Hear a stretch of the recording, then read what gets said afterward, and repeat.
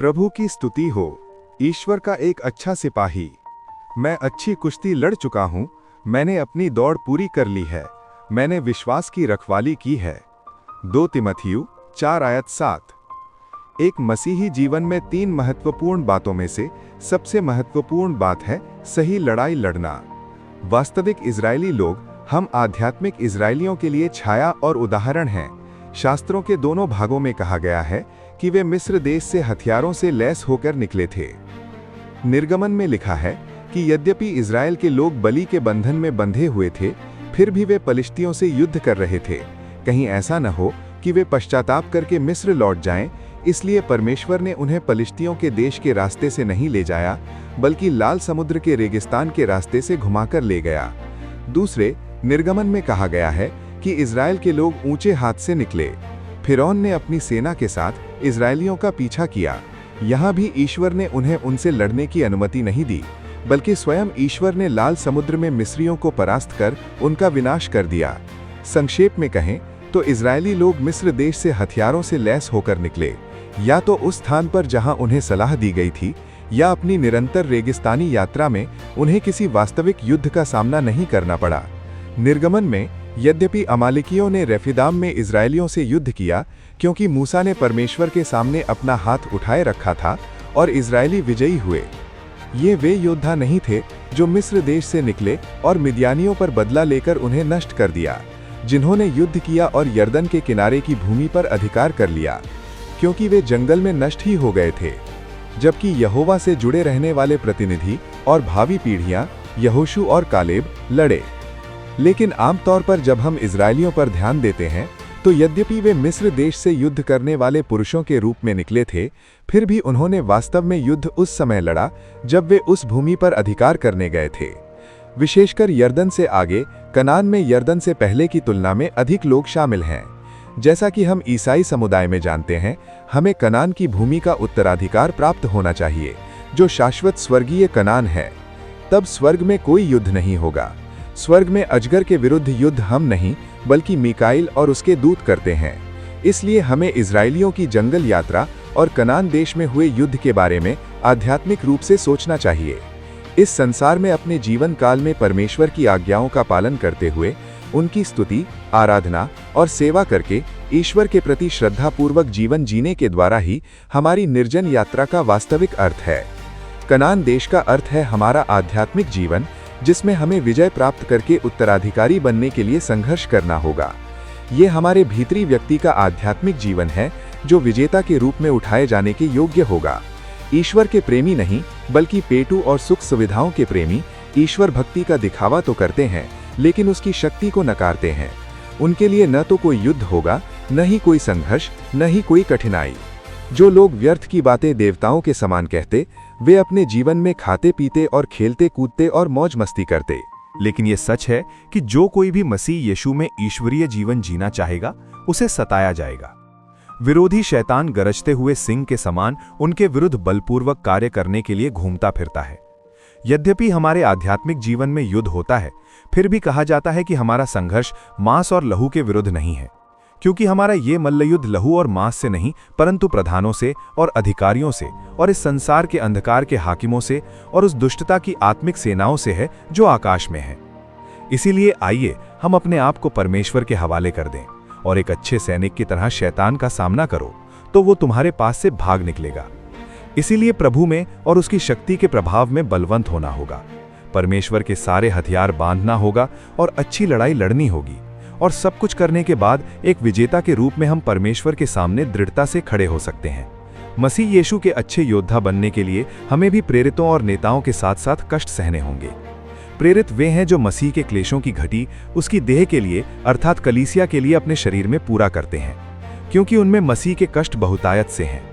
हमें भी उनके साथ मिलकर आनंद मनाना चाहिए, क्योंकि हम मसीह के कष्टों में भागीदार हैं।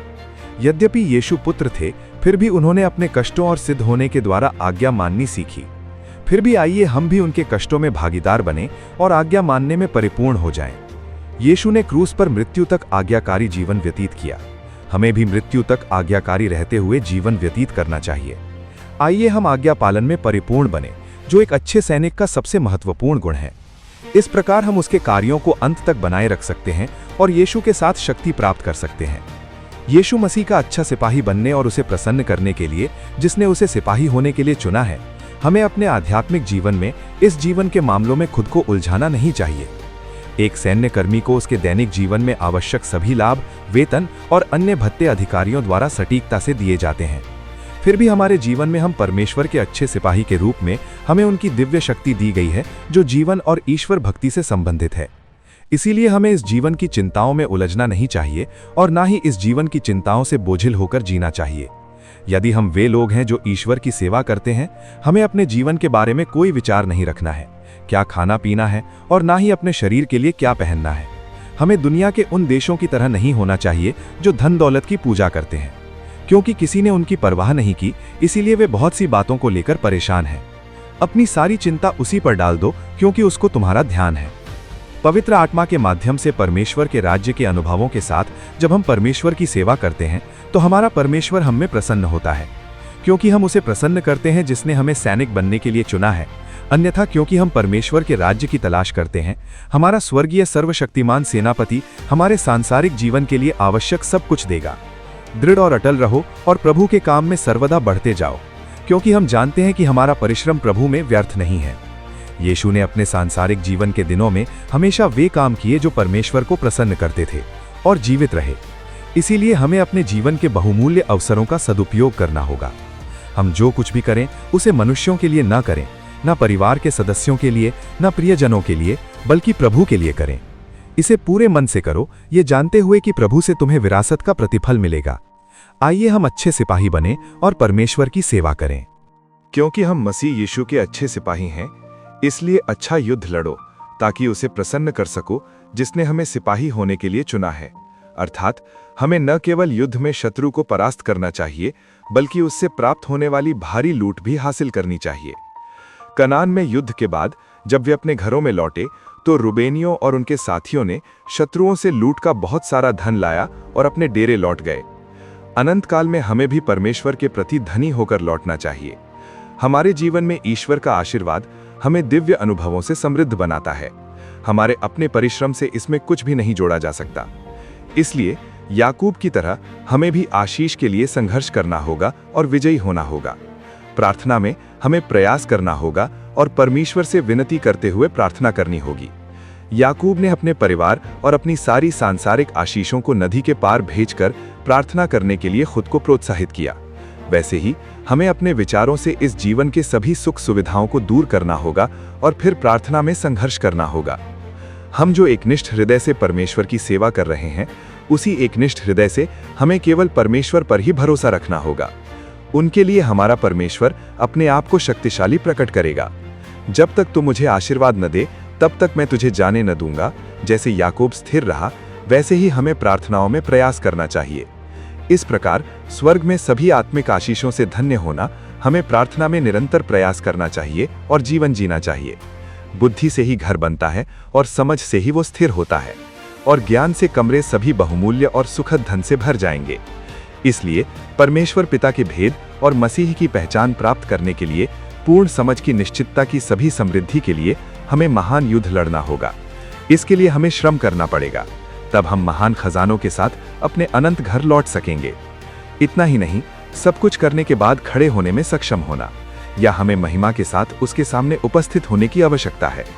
इसलिए मनुष्य के पुत्र के सामने खड़े होकर हमेशा जागते रहो और प्रार्थना करो, ताकि तुम उन सभी बातों से बचने के योग्य ठहराए जाओ जो होने वाली हैं। इसलिए मसीह यीशु के एक अच्छे सिपाही के रूप में डटकर लड़ो और जीवित रहो। तब हमें जीवन का मुकुट प्राप्त करने के लिए हमारे सर्वशक्तिमान स्वामी, हमारे प्रभु के समक्ष प्रस्तुत किया जाएगा। प्रभु हमें शक्ति दे और इन अनुभवों को प्राप्त करने के लिए हमें अनुग्रह प्रदान करें।